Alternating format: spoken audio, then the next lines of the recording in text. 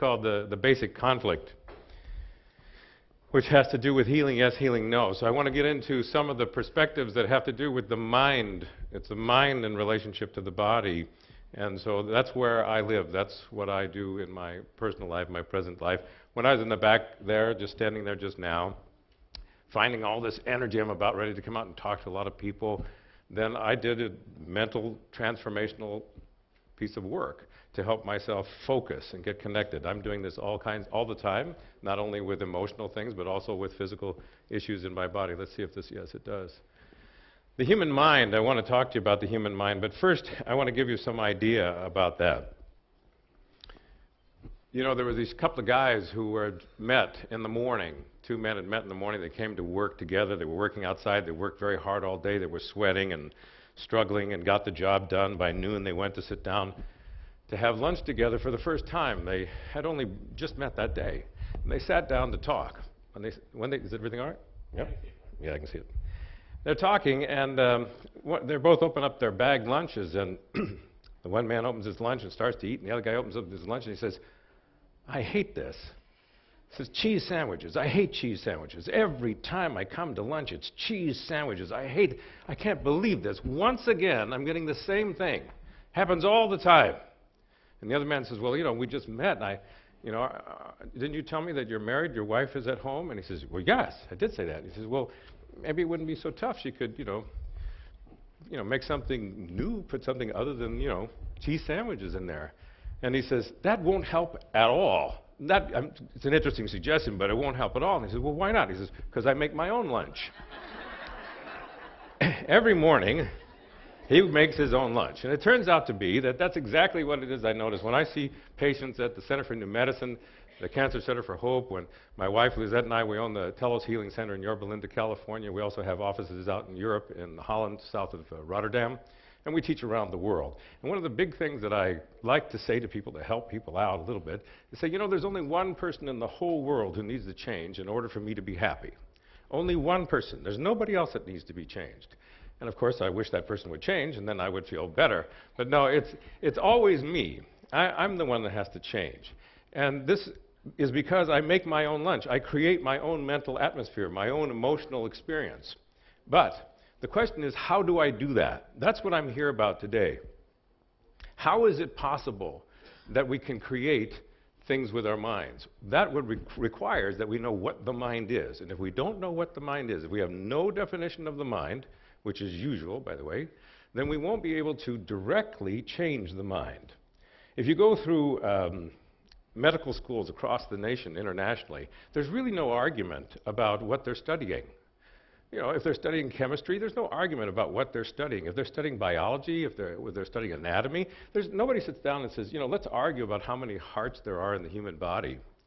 How many bones are in the human body. It's not an argument.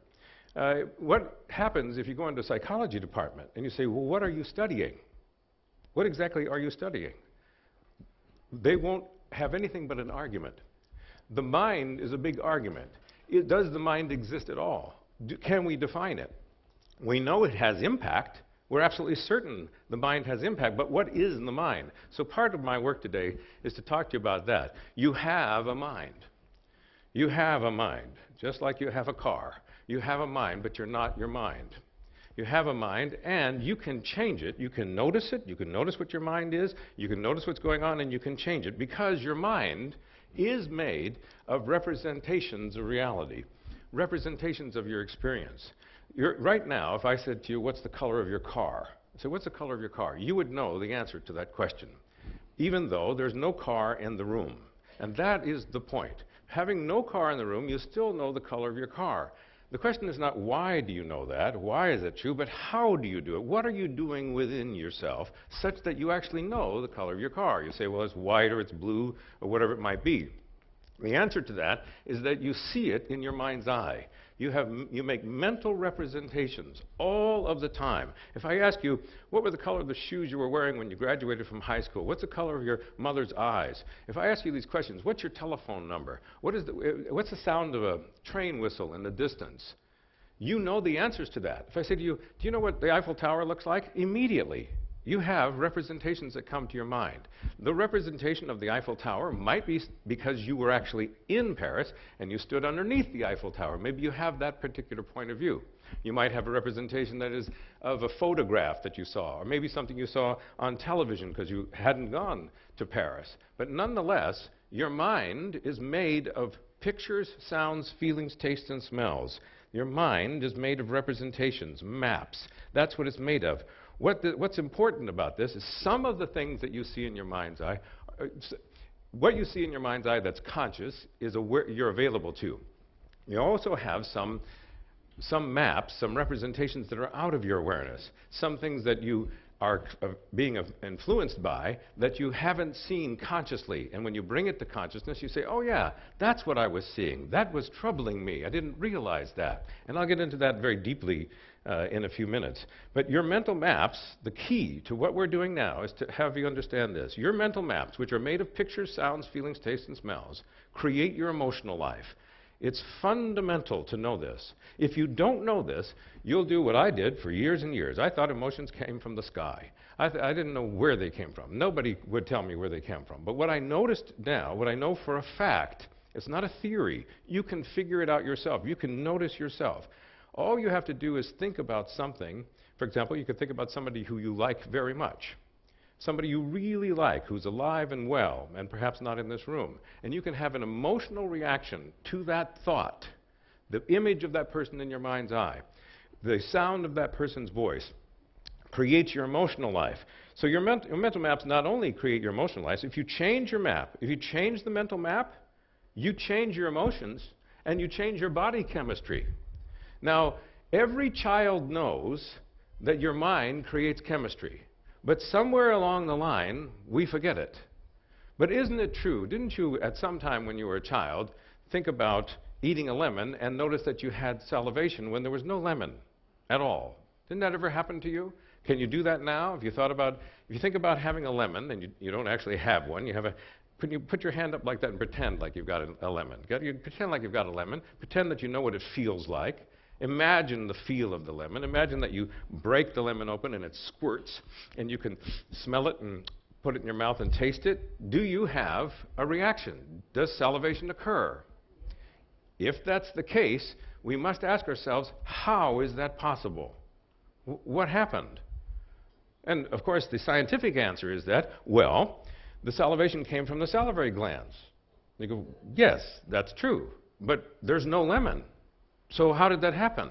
And the answer to that is my mind created sufficient trigger for the salivary gland to be activated. So, well, what is the mind? And that's why I want to make it clear. We must know what that mind is. It's made of pictures, what you see in your mind's eye, what you hear in your mind's ear, what you feel in your body, what you taste, what you smell. And when you activate it, you change the chemicals in your body. Haven't you ever met anyone who deliberately got themselves sick or made themselves sick over time as a consequence of what would be called constant worrying? So, well, what's worrying? It's pictures in your mind's eye. It's what you say to yourself.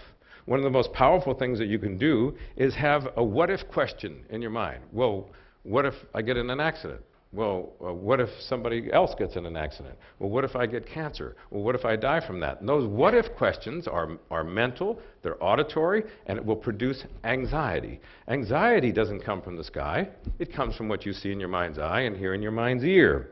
So this is crucially important because if we can change that, we can reduce stress. We can dramatically reduce stress. And as I'll point out in a few minutes, stress, most researchers, if not all researchers, agree that chronic stress, unrelieved stress, over time damages the immune system. And as a consequence of that, allows the possibility of cancer. So what we want to do is reduce or eliminate stress as easily and as happily and quickly as possible. So beliefs are beyond thoughts, and I'll go into what beliefs are as well. There's thoughts and there's beliefs. Beliefs have even greater power than thoughts. If you think of someone that you like and someone you dislike, you think about the reasons that you like them and the reasons you don't, you get an emotional reaction. Now, what I'm talking about might sound like theory to you. I don't want that to happen. I don't want you to leave here going, well, that's an interesting idea. I want you to know it in your body. Because if you don't know it in your body, it's a rumor. If you don't know it in your bones, it's a rumor. So I want you to be in your body and notice this. I'd like you to just take a moment. Won't take long at all, just a moment. I'd like you to do this. I'd like you to think of someone you like very much. When you have somebody in mind, you know the name of the person, you're thinking of the person, your eyes could be open or closed, it doesn't matter. Just think of somebody that you like very much who's not in this room, somewhere else, and they're alive and well, and they're somewhere else. And you think about them, and you genuinely like the person or love the person. When you do this right now, do you see them in your mind's eye? How many of you see them in your mind's eye? Raise your hand. Good. Thank you. Now, as you look at the person in your mind's eye, do you like this person? Yes? Now, here's my question. How do you know you like them? How do you know you like the person? You feel this somewhere, right? So I want you to use your right hand and touch your body where you feel the liking of the person living. Where do you feel the emotion of, I like this person? Touch your body where you feel it. You're thinking of somebody you like. Is that correct? Have you done that? When you do this, and you know you like the person, touch your body where you feel that living. Because if you don't feel it in your body, how do you know you like them? Notice, are you thinking of a person you like? If so, great. Where in your body do you feel the liking of the person living? Where is that emotion living in your body? Now that you know this feeling, and you see the person in your mind's eye, I want you to answer this question. Is the image of the person in color or black and white? Is the person's image in front of you or to the right or to the left? Where do you see the person? Use the index finger of your right hand and point at the image of the person you're thinking of. Please do this now. The index finger of your right hand, this is the hardest part, right and left hand. Okay, use the right hand and point at the image of the person you're now. Where is the person? Right in front, to the left, to the right? Just say so. Where? Where is the person? And when you look at the person, you have a good feeling. Is that right? Okay, so remember where you're pointing. Just remember that, right? Now take a breath, go like this, kind of a sighing sound. Next thing I want you to do is I want you to think about, this is going to sound a little odd, but tell me the last number of your telephone number. What's your last number of your telephone number? Thank you. Next thing, think of somebody that you particularly dislike. You actually say to me, Robert, I don't really want to think about this person I dislike, but okay, for the purposes of the experiment, just to find out about my emotional life, think of somebody you particularly dislike. In fact, if you can't think of anybody you dislike, you might think of a politician. That might help. I don't know. Think of somebody you particularly dislike, and it gives you a visceral reaction, okay? Think of somebody you dislike. When you think of this person that you dislike, okay, see them in your mind's eye, right? Take a look. As you look at them, notice where in your body do you feel the dislike living? Where does the dislike live? The feeling, not the thought, the feeling. Where do you feel it? Allow your left hand to be placed on your body where you feel the dislike living. Your left hand goes on your body where you feel the dislike living. Okay? Okay, your left hand. Okay? Notice it's at a different location. Is that right? Now, take your left hand and point at the image of the person that you dislike. Where do you see them? You see them in front of you, to the left, to the right, in front, behind? Where is this image of the person you dislike? With your left hand, point so that I can see. Where are you pointing? Where are you pointing? How far away is that person? Far away. So here's what I want you to do. This is for purposes of you learning about your emotional life. So with your left hand, literally, use your left hand to point at the person you dislike and continue to point at the person. Got it? Point. You keep your left hand there. At the same time, use your right hand and point at the one that you like. Are they in the same location? Okay, now continue to do it. Make it obvious to me, like don't keep it a secret. Both hands, got it? One hand is pointing at somebody you dislike, is that correct? And one hand is pointing at somebody you like, yes? All right, now take the one that you like very much and notice how you feel emotionally when you gently imagine you move the image of the one you like into the location of the one you dislike. Slowly move it over into that location. What emotion comes? Louder? Frustration, upset. Yes.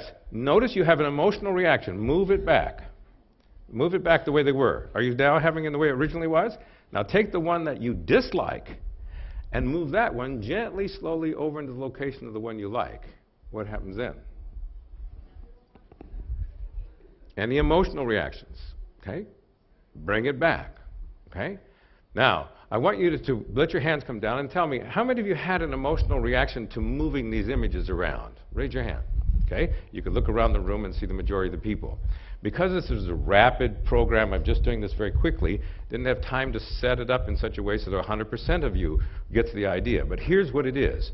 When you simply change the location of an image in your mind, you alter your emotional life dramatically. That quick. Just like that. And this is going on all of the time. It's not only location of images, but also the size of them and whether they're color or black and white. This transforms your emotional life immediately. And what I want you to know is that when I'm working with somebody who is struggling with issues such as shock, trauma, grief, internal conflict, we are changing the mind to transform the emotional life immediately and directly. This reduces stress. So beliefs have much greater power than thoughts. You were getting a feeling of what it's like to start to mess around with one of your beliefs, but you put them back the way they were. I didn't do this so that you would actually feel better or feel worse. I only wanted you to do this to get a feeling of what it's like when you change your mind. If you change your mind, you'll change your emotional life.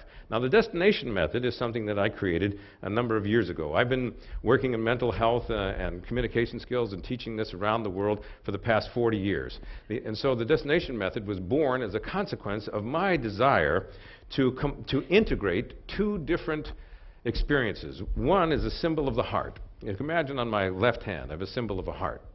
The heart is a symbol of love and compassion and understanding and kindness, relationship of a deep sort. On the other hand is the sword, the symbol of the sword. The sword is a symbol of technology and step-by-step procedures to achieve results. What I learned were a tremendous number of tools to go directly in and resolve and change the mind and change emotional life. That's sword stuff. That's technology.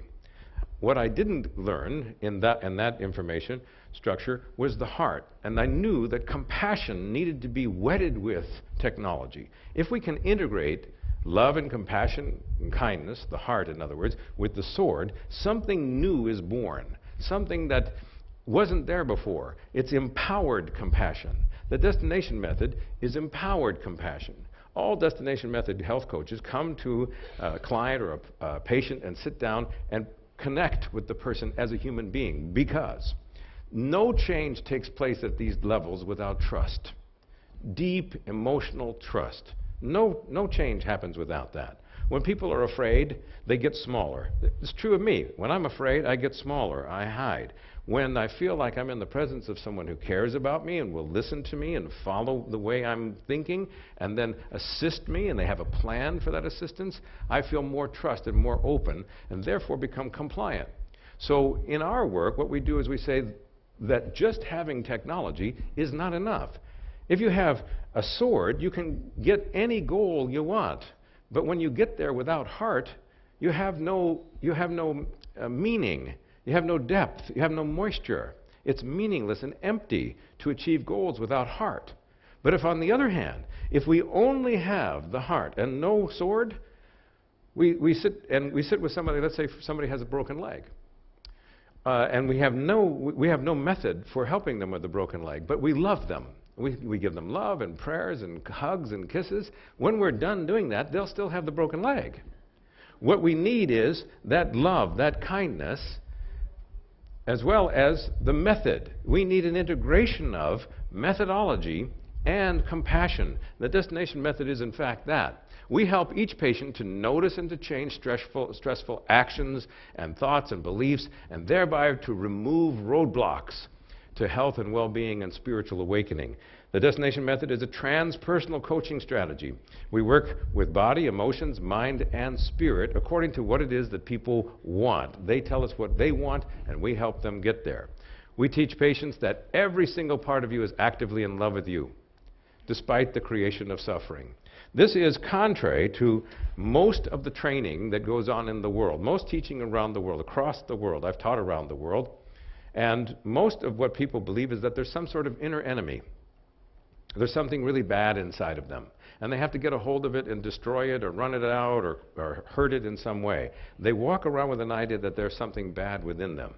And what we do is we teach people that every single part of you is actively in love with you, including if there's a part of you that has either opened to or created cancer or some disease, that part of you that's allowed that is actively in love with you. This is an attitude that allows safety for change. We teach our patients that all human suffering, no matter who or what caused it, offers universally desirable gifts, like compassion. The main gift of suffering is increased compassion.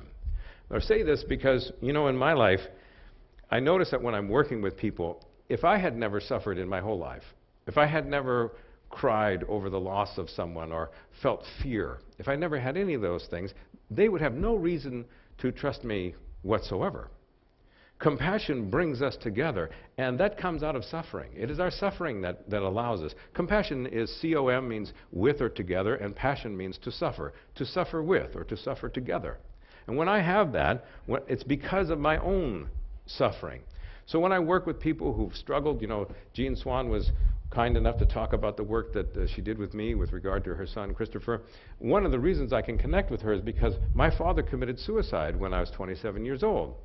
I wanted very much to understand deeply what was going on in his mind that he did that, and what is it that I needed to do in order to free myself from the shock, the trauma, and the grief.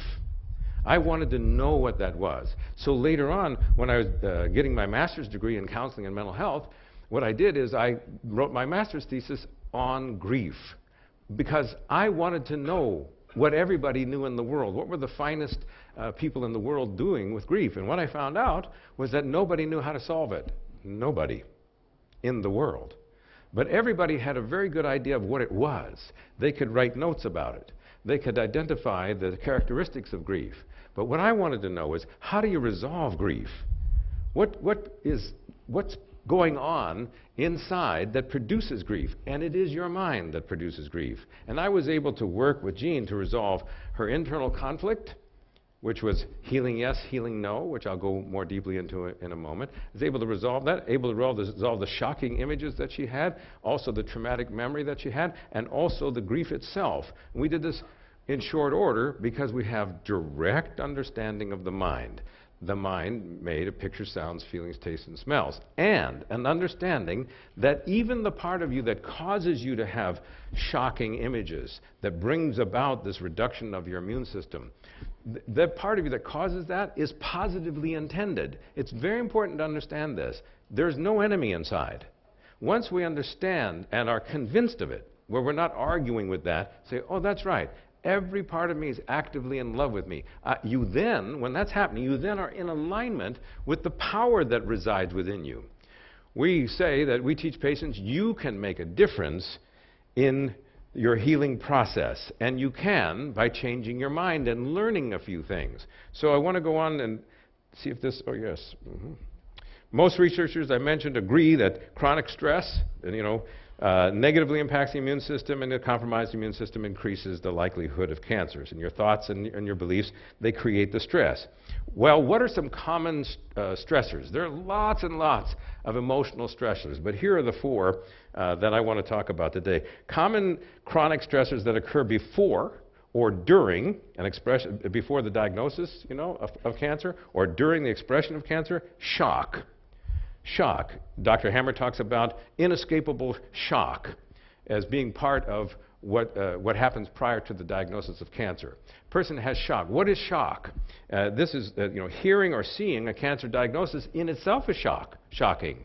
But the many other things that can be seen that create shock. I worked with a woman many years ago, 83 years old, and she came to me and she said, for 25 years, she would cry whenever she spoke about her husband who passed away 25 years ago. She had been to psychotherapy, she'd been to counseling, to psychoanalysis, she'd been to medical doctors, psychiatry, everything, and she decided she would come to see me. And I sat down with her, and she began to speak about her husband, and she burst into tears, as she always did. If she spoke about him, she cried.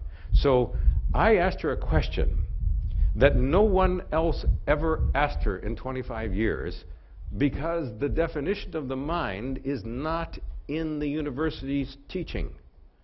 I simply said to her, I notice that you cry when you speak of your husband. She says, yes, that's why I'm here. I said, what do you see in your mind's eye when you think of your husband? No one ever asked her that. She said immediately, well, I see him there. And I said, you see him there standing or sitting? She says, no, I see him lying down. He's in a coffin. Every time she thought about her husband, she saw him in a coffin. That is a shocking image. That is not a pleasant image. That's not the way she wanted to remember him the rest of her life. What she wanted to do is she wanted to remember him with joy and happiness. She wanted to remember him with this fullness in her heart, but she couldn't get to that. She had a wonderful marriage, but every time she thought of him, she saw him dead in a coffin. That image was the shocking image, and all we did was transform that. All we had to do, in 20 minutes, we changed that image so that it no longer bothered her at all. And immediately she had multitudes of other images and memories that came up that were very loving, that she loved her life after that. And she left my office, no problem at all. She contacted me several months later, and she took her whole family out to where they used to live in the Midwest, went to the old house where she used to live with her husband, and she's absolutely happy when she thinks about her husband. We transformed, not only the shocking image was gone, it allowed the grief. There actually wasn't any grief. It allowed the expression of her happiness, which was to see her husband in her mind, alive and well, and with her. The resolution of grief is very simple. Everyone around the world resolves grief the same way, precisely the same way, because the human mind is the same everywhere, just like the human body is. And the way we resolve grief is we have someone, the person who we've been previously thinking of as lost and gone and in the past, as present here and now, standing here. I don't grieve my father because I have him present right now, and therefore he's present in my life. Emotionally, I have this. This is true of everyone who resolves grief. So shock is one of the chronic stressors, and just the very diagnosis of cancer is a shock. The sound of the words, somebody saying those things, that needs to be transformed, it needs to be resolved so that the stress goes down. The same thing with if a person sees for example, the blood test, and they say, oh yeah, well, every time I think about that, it really hurts. We need to change that and reduce the stress. Traumatic memories produce stress. Shock and trauma. The traumatic memories, like let's say there was a memory of surgery. A person had surgery, and every time they think about the surgery, it makes them feel terrible. They have a whole event in their history. Or maybe they were abused as a child. Maybe they were abused recently. Maybe they're in an abusive relationship. And every time that they start to move forward, these traumatic memories come up. As long as those traumatic memories come up, trauma is just a big word for injury. As long as those injurious memories are there, the person is filled with stress. And if that's chronic, then it'll affect negatively the immune system. So we want to resolve trauma, and we do. We resolve trauma very rapidly within one session. Typically when people come to see us, they see us 1 to 3 sessions, depending upon this is all dependent upon the ability of the person to feel safe and my ability to produce that kind of safety. If there's enough safety, the person will find out what's going on, notice their mind, and will be able to change it. Grief, of course, we were talking about that, is loss of a loved one. We can resolve that. That's a chronic stressor. And then there's the basic conflict. And I want you to know about the basic conflict. This is something that I do at the Center for New Medicine and the Cancer Center for Hope. It is the first step, the first intervention that we do for anyone who is dealing with anything from colds to cancer. It doesn't matter if it's a sore throat, it's pneumonia, it's whatever it is. It's right there. There's a basic conflict. The conflict is, on the one hand, I want to heal this. On the other hand, I want to keep it the way it is. This is going on in everybody, in me and in everyone else. There's a part of me that wants very much to resolve this and be healthy. Undeniably so. I'm here because I want to heal. On the other hand, there's a part of me that wants to keep it the way that it is. There's another one that's called I want to live, I want to die. This I want to live and I want to die is a common conflict with people who have had very serious illnesses. It's common when people are quite healthy. I want to live and I want to die. I want to be healthy, I want to remain ill. This conflict goes on all the time. If we don't resolve or integrate that conflict, it is one of the major stressors, one of the major chronic stressors that over time will impact negatively your immune system. So, The many health issues include a point of the basic conflict of wanting health and wanting illness. On the one hand, I want the health, consciously or unconsciously. Some people think consciously the only thing they want is ill health, but actually, unconsciously, they want health as well. And this conflict between these two can be resolved because both desires are positively intended. And that's what I want to share with you. I think it's probably the most important thing to share with you. There being no enemy within you at all, and how it's possible to grasp that. So here's this. I don't know if you can see this very well, but this is the telos model, the positive intentions demystified. So there's no mystery to the fact that there's a positive intention behind every part of you, including the part of you that wants to live and the party that wants to die, or the party that wants to be healthy, the party that wants to remain ill. They're both positively intended. And what we can notice is that once we grasp this telos model, we then are freed up to make changes we couldn't change otherwise. The word telos is a Greek word. It's telos in Greek. The word, it means the ultimate goal of all goals. Aristotle said the ultimate goal of all goals for human beings is happiness. That's what everybody is striving for, no matter what they're doing. Okay? Agape is the open-hearted love of the one for the many.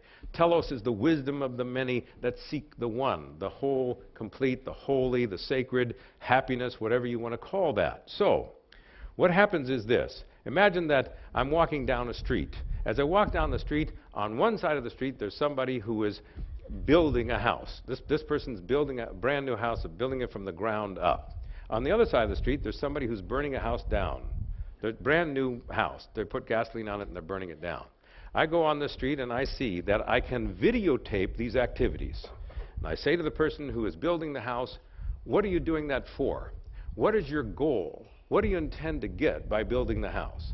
And that person might say, well, I want shelter for my family. I'm building the house. Makes reasonable sense to me. Go to the other person and say, oh, you're burning a perfectly good house down to the ground. What are you doing that for? What's your goal? The person says, I want the insurance money. Say, oh, okay. Now, what happens with most people on earth is they stop asking questions. I find that it's very, very difficult to inspire curiosity in people because they go, well, now I know. This one is a good person, this person's a bad person, this person over here who's building a house, they want to protect their family. Wonderful. This person wants to burn the house down to get insurance money. It's illegal. It's bad. End of story. And they don't ask any more questions. And that's convenient for them. It doesn't complicate anything. But guess what happens if you stay curious? If you just stay curious a little bit longer, you go back to the one who says, I want to build this house to get shelter for my family. And you say, what do you hope to get by having shelter for your family? What will that give you personally? The person says, well, when I can do that, I can provide for my family. I'll have self-esteem. You know, I'll like myself. I want to feel self-esteem and self-worth and self-love. That makes me feel good. Say, well, that's really great. We say that's obvious. The person builds the house to get the shelter to feel self-esteem. Go to the other one and say, you know, you're burning the house down to get the insurance money. What are you trying to get by that? What do you hope to have by having the insurance money? And the person says, power. If I have a lot of money, I'll have power. And you go, oh, it's a little different. But then people typically are not curious anymore. They stop. They go, okay, I got it. Self-esteem and power, end of the story.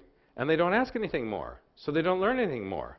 But if you take a little bit longer and you go back to the one and say, you know, you're building the house to get the shelter for your family because you really want to have self-esteem, self-worth. You want to like yourself. He says, yeah, that's right. Well, if you do like yourself, if you get all that, and you have self-worth, what's that going to give you? What is your goal of that goal? And the person says, well, when I feel really good about myself, you know, I'm going to be happy. Say, great. So you're doing this in order to be happy. Yes, I am. Go back to the other one. You're burning the house down in order to get the insurance money, in order to have power. And if you get the power, completely, all the power, what's that going to give you? And the person might not say happy right away. They might say, well, I'll feel good about myself. I have power, and then I won't be afraid of the world anymore. I'll feel more secure. And eventually, if we ask them long enough, that person will say happiness, love, peace, joy. That's what that person wants. Now, this is not excusing terrible behavior.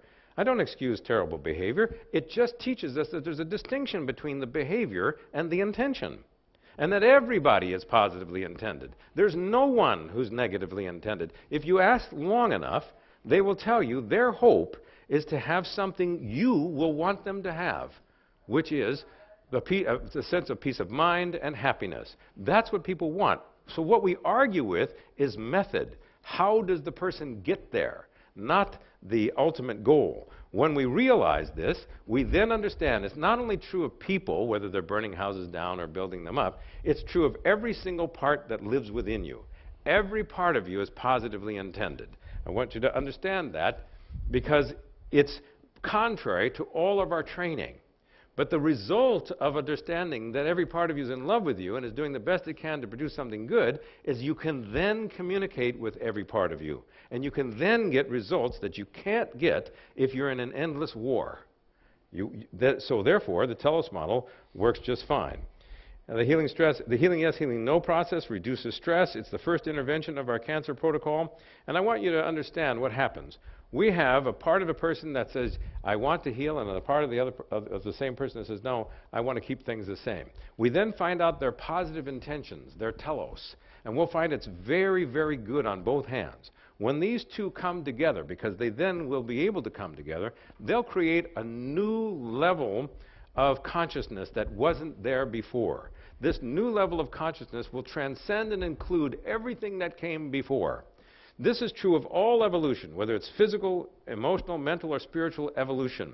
You know, if you have a man and a woman come together who are opposites, what happens is sperm and the egg come together, and then there's a baby that's born. The baby that's born is at a new level from the parents. The baby that's born includes the mother and father within its body. But the baby that's born is greater than the mother and the father. Inside the mother is not the baby, inside the father is not the baby, but inside the baby is the mother and the father, and the mother and the father are not all that's there. The baby is now at a new level of consciousness, a new physical level that's never been before in the history of the world. This is also true of your emotional life. When you integrate opposing emotions such as fear and love, something new is born. The reason to do this is to reduce stress. The basic conflict that goes on behind all illnesses is, I want to heal this, I don't want to heal this. And when that is understood and we resolve that conflict, we integrate the two, something new is born, and what is born engenders self-worth, self-love, and a new level of wholeness. And this is exactly what we do. It's the first intervention in our work at the Center for New Medicine and at the Cancer Center for Hope, as long as the person is available for that. Now, stressful events, other stressful events that damage health and or prevent recovery. Of course, we know about internal conflicts, right? Healing yes, healing no. The shocking images and sounds I talked about, traumatic memories I spoke about, grief, belief barriers. Now, this is a really important one. I learned this from a dear friend of mine, Robert Dilts. Belief barriers that go on within our lives that prevent us from health are things like, it's hopeless. A common thing for people to say is, okay, it's hopeless. Nobody can heal this, and I can't heal it. That's a person that walks around with this belief. Nobody else can heal this, and I can't heal it, so therefore there's no point in learning the conflict integration process. There's no point in doing anything emotional because it's hopeless. There's no point in doing anything at all. It's hopeless. Nobody can heal it, and I can't either. That's a belief barrier, very common. Some people have that one. Another belief barrier is helpless. They'll say a little bit differently. They'll say, well, other people can heal. Other people can get over cancer, but I can't. Can't do it. I'm helpless. There's something, a deficit within me. Other people can heal it. I can't heal it. That belief barrier prevents them from exploration, prevents them from change. So then we go to the next one, which is worthless. Person says, well, actually, other people do heal from cancer, or other people do heal from grief, and I can heal, I could do it too, but I don't deserve to do it. And this is very common, worthlessness. I don't deserve it. And what we need to do is change the beliefs about helpless and hopeless and worthless, which we do in the destination method. Codependence is a very common factor that weakens the immune system. Codependence, the person has a confusion of an identity. They say, I don't know where I end and the other person begins. That person over there is suffering, and I can't be present while that person's suffering. I'm locked into their identity. And so relieving themselves, releasing themselves from emotional enmeshment is of profound importance. We do that in the destination method. Self-criticism as negative self-talk, powerful stressor, negative internal voice, my own voice or somebody else's voice in my mind saying terrible things. Oh, you're stupid, you're bad, you'll never make it. Those kinds of internal negative, you ever have an inner critic? You ever have a negative inner critic that's in there carping? Well, that can be changed in a matter of minutes. We can change that. The thing I'm hoping that you get an idea about this, it doesn't take forever. There is an end to psychotherapy. There is an end to the coaching. There is an end to it. You just simply have to know, what is the mind made of? If you don't know what the mind is made of, you won't be able to change it. If the people you see don't know what the mind is made of, they won't be able to change it. But if you understand that your mind is made of pictures and sounds, then you'll know that a negative internal voice is simply a negative internal voice, which then is characterized as depression or characterized as anxiety. It's given a label. But if we change the voice, that will be gone. And it'll be gone now. So it's very important to understand that. Also, unforgiveness is anger and hatred and bitterness. Unforgiveness is profoundly powerful, negative stressor on the emotional life and the bodily life. So a person walks around with hatred and anger and bitterness. I got to tell you about my grandmother. She taught me how not to die. I went to my grandmother's deathbed. She was dying, and sat down next to her. And my grandmother was very quiet. She hardly spoke. But when I got to the deathbed, she was lying there, and she was in a kind of a reverie. And she was in this hallucination. She'd come in and she'd come out. And I said, "Hi, Grandma." And she started speaking to me, and she was cursing. She was so cursing. Everything was a curse word. And I never heard her curse in my whole life. I said, "Grandma, hey, what's going on?" And she opened her eyes and looked at me. She said, "Oh, no, not you." And I said, "Oh." Now, my grandmother died in anger and bitterness and hatred for things that had been done to her 75 years prior to her death. I want you to understand the power of unforgiveness, the power of unresolved, unrelieved bitterness and anger, hatred. She died that way. And she died that way because no one knew, and I didn't know in those days, how to sit down and resolve the conflict that's going on inside. To resolve that I want to forgive, I don't want to forgive. I absolutely have no intention of ever forgiving. Why would I do that? That'd be crazy. I'd open myself up to the same pain again. But on the other hand, I really need to forgive because, believe it or not, the royal road to peace of mind is forgiveness. There is no peace without forgiveness. Peace is the foundation. Forgiveness is the foundation of peace of mind. Just like gratitude is the foundation of joy. Dr. Keneally talked about joy. Joy comes immediately as soon as you become grateful. It doesn't matter what your physical condition is. It doesn't matter what your situation is. If you can find it in your heart to change to gratitude, joy will emerge. What we do in the destination method is we help people change their thinking so that they can immediately experience peace of mind and joy. And guilt and shame are very powerful stressors. Person feeling guilty. Guilt is when a person breaks their own rules, like I have a rule about telling the truth all the time, and then I didn't say quite the truth, and then I feel guilty about it, and I break my rule. I must go apologize and turn that around. So I turn it around, I feel better. That's guilt comes from breaking one's own rules. Shame comes from breaking social rules, somebody else's rules. And so if shame happens, I need to find out, okay, how can I make amends? Or maybe change my standards. So guilt and shame, when they're unrelieved, when they go on, produce this chronic stress, weakening the immune system, and also anxiety and depression. Anxiety is always about the future. It's a thought. Anxiety is never about the past. You know that. It's never about the past. It's always about what will happen if, what's going on in the future. And all we need to do is change the what if question, and the anxiety will evaporate. The same thing with depression. Depression is a result generally from a negative internal dialogue, and we can transform that as well.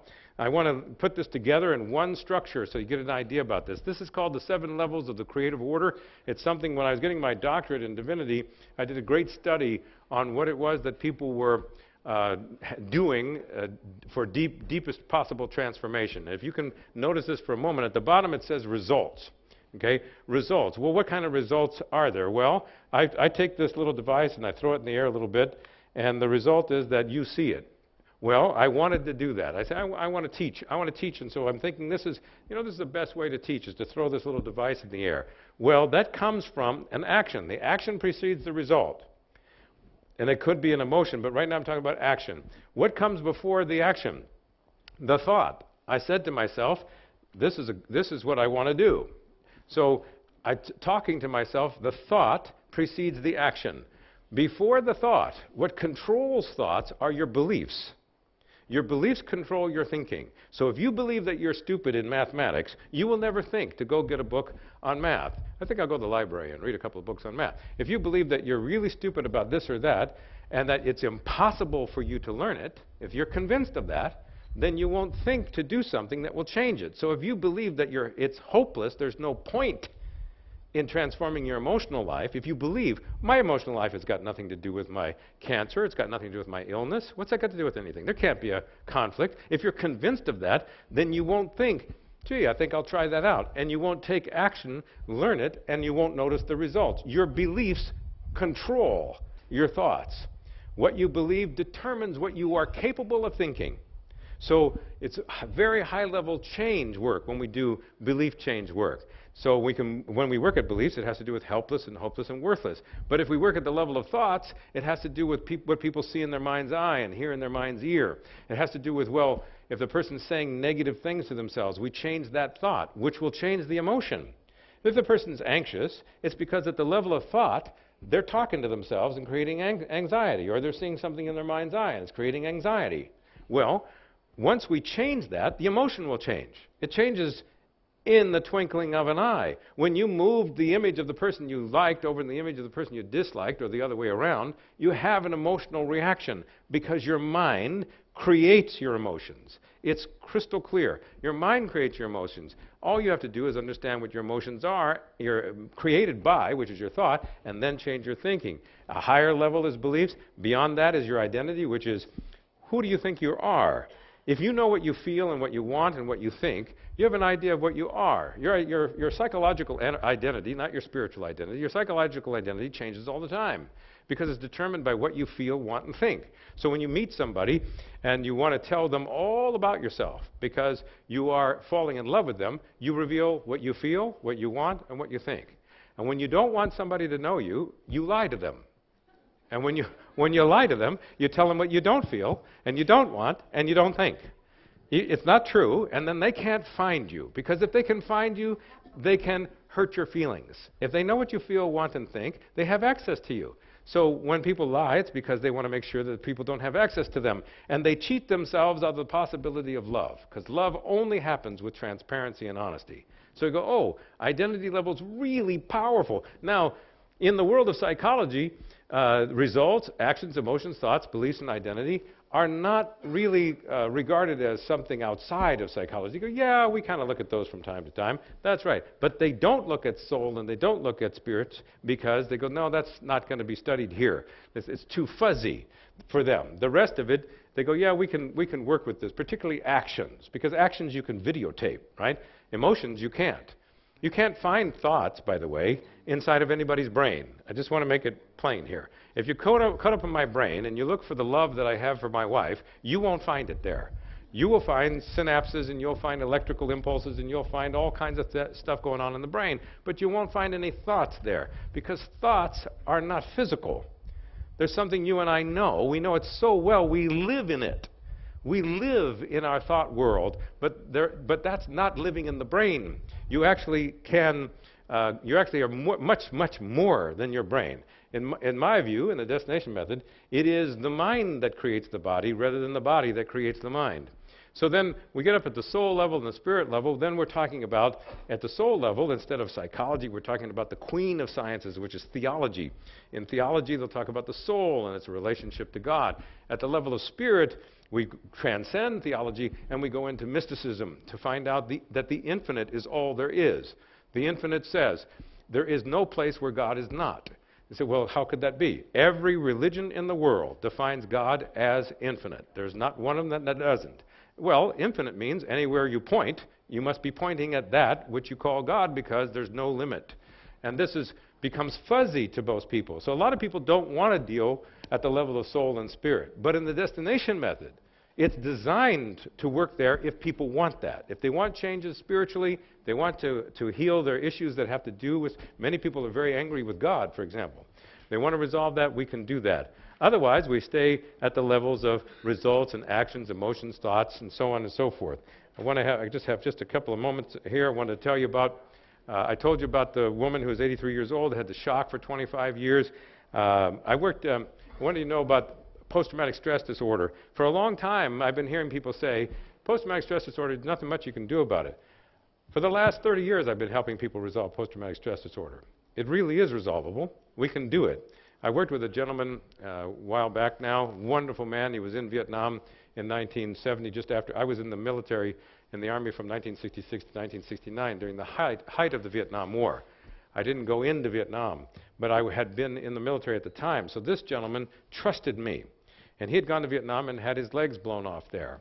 And he came back. 38 years later, he came to one of our courses. We have Healing the Wounded Heart course, where he wanted to learn everything that we do, because we have no secrets. We teach everybody how to do it.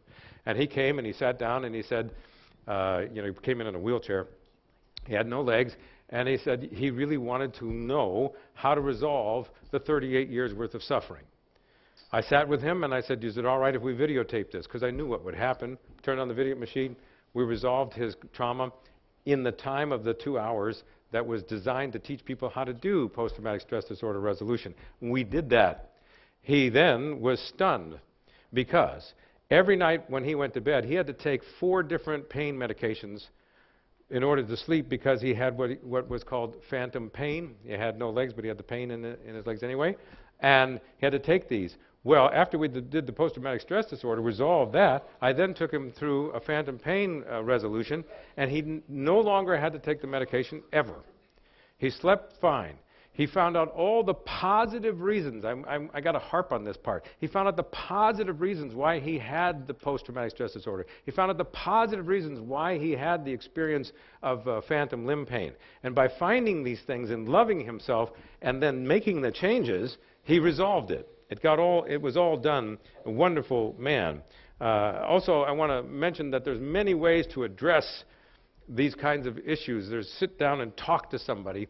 I went into one of our friends, one of our students in Louisiana. We went to Louisiana and found out that one of our students had been in the hospital for 30 days. She had had a massive stroke. And she was in the ICU, 30 days, unconscious. I went and I sat down and talked to her. And I spoke directly to her unconscious mind, which is the pictures and the sounds and the feelings and tastes and smells that are out of her awareness. I held her hand and I spoke to her and reminded her of this secret. Your body knows exactly how to heal itself. It knows how. We just need to get out of the way. She heard my voice. In a few minutes, she opened her eyes. She said, I love you, to the people around her. She then said, I got to sleep. She went back to sleep. 1 month later, we went back in November, she took Lizette, my wife, and I out to lunch. She had been in ICU, unconscious, for 30 days. Now, you can call her on the telephone and ask her how that happened. But what had happened is we connected very deeply for the resolution of the unnecessary suffering. You see, there is necessary suffering, which is suffering that we can't change, that we don't know anything about it, we don't have a technology for it, and we don't know the gift. But there's all this other stuff, which is unnecessary suffering, which is we know how to solve it, and the person found the gift. And we have this kind, there's so much more I'd like to tell you stories, but I can't tell you all the stories. There's a summary up there on the board of what we've covered. I think probably we're getting near to the end of this, but the destination method and the creative order link the body, emotions, mind, and spirit, and the health results we experience come from our actions, of course, and our emotions, our thoughts, our beliefs, our identity, and spiritual levels. And stress is due to a perceived or mentally represented experience. What we want to do is change that. And we do that with the Healing Yes, Healing No process as our first intervention when we work with somebody who really wants to heal. I thank you very much for your attention, and I hope it was of interest. Bye-bye.